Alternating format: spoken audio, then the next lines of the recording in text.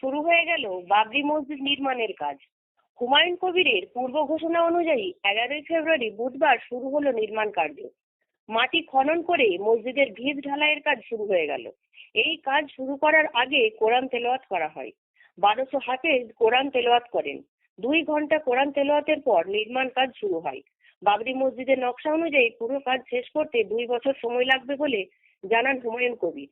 এই মসজিদ নির্মাণ কাজের সূচনা অনুষ্ঠানে উপস্থিত অতিথিদের মধ্যে ছিল সর্বধর্ম সমন্বয়ের ছবি। ছিলেন মুর্শিদাবাদের নিত্যানন্দ সাধু বাবা।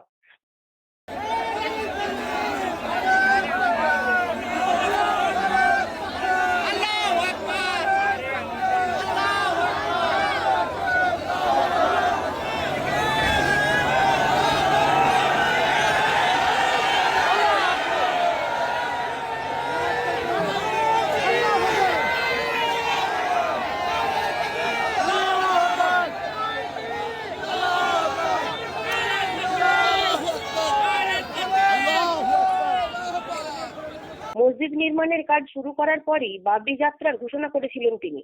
12ই ফেব্রুয়ারি নদিয়ার পলাশী থেকে উত্তর দিনাজপুরের ইটাহার পর্যন্ত বাবরি যাত্রার ঘোষণা করেছিলেন তিনি।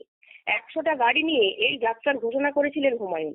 তিনি জানান, মাধ্যমিক ও উচ্চ মাধ্যমিক পরীক্ষার জন্য মালদা জেলার পুলিশ প্রশাসন থেকে অনুরোধ করা হয়েছে এই যাত্রা পরীক্ষার পর করার জন্য। পরীক্ষার্থীদের কথা ভেবে পুলিশের অনুরোধে বাবরি যাত্রা আপাতত স্থগিত করলেন হুমায়ুন।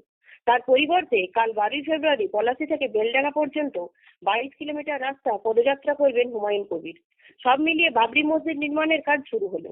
তিনি মনে করেন এর পরেও অনেক বাধা আসবে। সব বাধা উপেক্ষা করে বাবরি মসজিদের নির্মাণ কাজ শেষ হবে।